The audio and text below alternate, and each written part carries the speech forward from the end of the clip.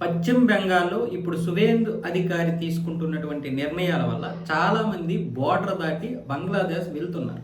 కానీ బంగ్లాదేశ్లో వాళ్ళకి బ్రతుకు లేదు కాబట్టి చాలామంది ఇప్పుడు మన ఎటువంటి ఇది లేనటువంటి అలజడి లేనటువంటి కూలెస్ట్ రాష్ట్రాలైనటువంటి సౌత్ రాష్ట్రాల వైపు వచ్చేస్తున్నారు. ముఖ్యంగా తెలంగాణ, కేరళం, తమిళనాడు, కర్ణాటక ఈ ప్రాంతాల్లోకి చాలామంది వచ్చేస్తున్నారు వయా ఆంధ్రప్రదేశ్. ఎందుకంటే వాళ్ళకి మనకి మధ్యలో ఉన్నది ఒరిస్సా మాత్రమే. ఈ ఒరిస్సాలో బీజేపీ ఉన్నా కూడా ఇలా ట్రావెల్ చేస్తున్నటువంటి వారిని పట్టుకోలేం కదా, మనమైనా పట్టుకోలేం, ఎవరైనా పట్టుకోలేరు. వీళ్ళందరూ కూడా కర్ణాటక, కేరళం రాష్ట్రాల్లో ఎక్కువగా స్థిర నివాసం ఏర్పాటు చేసుకోవడానికి వచ్చేస్తున్నారు. దురదృష్టవశాత్తు అక్కడ వాళ్ళకి సపోర్ట్ చేసేటటువంటి పార్టీలే ఉన్నాయి. ఇప్పుడు తెలంగాణ, కర్ణాటక, కేరళం అన్నీ కూడా, ఇటు తమిళనాడు కూడా ఇప్పుడు వాళ్ళ సపోర్ట్ దేశమే, వాళ్ళ సపోర్ట్ ప్రభుత్వమే ఏర్పడింది. కాబట్టి ఇప్పుడు మనం ఏమీ చేయలేం, అంటే ప్రభుత్వ పరంగా ఏమీ చేయలేం. కానీ వాళ్ళని గుర్తించాల్సినటువంటి పరిస్థితి మనకు ఉంది. వాళ్ళని గుర్తించాలి.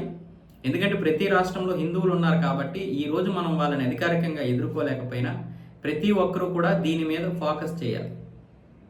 ఖచ్చితంగా ఈరోజు కాకపోతే రేపైనా మారుతుంది, మన జీవితాలు మారుతాయి.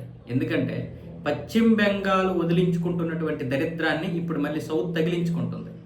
కొన్ని కోట్లు, వందల కోట్లు ఖర్చు పెట్టి ఈ దరిద్రాన్ని వదిలించుకుంటుంటే మనమేమొచ్చేసి ఈ దరిద్రాన్ని తీసుకొస్తున్నాం. అంటే మన సౌత్లో ఉన్నటువంటి రాష్ట్రాల నాయకత్వం ఈ విధంగా తయారైంది. ఈ చండాలాన్ని వాళ్ళు తగిలించుకుంటారు, కానీ వదిలించుకోవడానికి మళ్ళీ మనం కూడా పశ్చిమ బెంగాల్ లాంటి పరిస్థితి ఎదుర్కోవాల్సి వస్తుంది. అవసరమా మనకి? పశ్చిమ బెంగాల్లో చాలామంది బ్రతకడానికి భయపడిపోయి హిందువులు మన రాష్ట్రాలు వచ్చేసినటువంటి పరిస్థితి మనం చూసాం. వాళ్ళ అమ్మ నాన్నలు వదిలేసి ఇక్కడికి బ్రతకడానికి వచ్చి ఇక్కడ నుండి ఎంతో కొంత డబ్బులు పంపిస్తే ఆ డబ్బులు కూడా రౌడీయిజం చేసి తీసుకున్నటువంటి సందర్భాలు ఉన్నాయంట.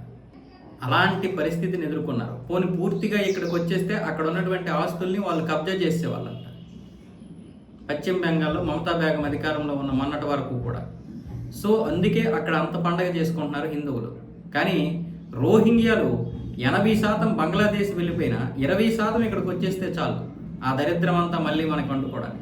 మరి ఇక్కడ సపోర్ట్ చేసేటటువంటి వారు తెలంగాణలో ఉన్నారు, కర్ణాటకలో ఉన్నారు, అలాగే కేరళంలో కూడా ఉన్నారు. జస్ట్ గుర్తించండి, వచ్చినటువంటి వారు ఎవరో గుర్తించండి.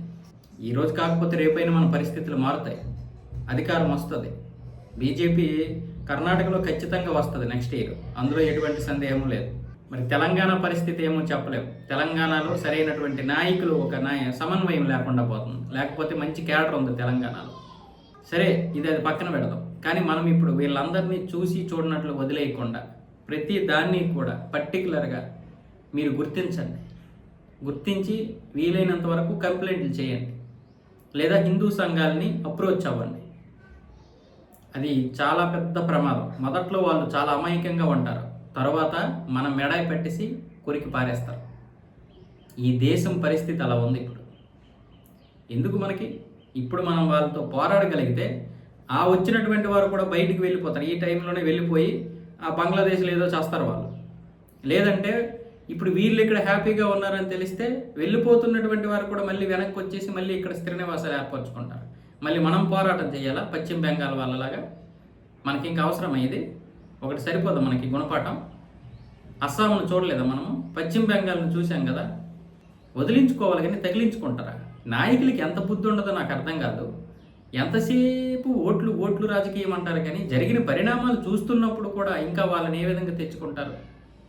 ఇప్పుడు మీరు తెలంగాణలో కానీ కర్ణాటకలో కానీ కంప్లైంట్ చేయండి, కేరళలో కానీ, తిరిగి మీ మీద కేసులు అవుతాయి.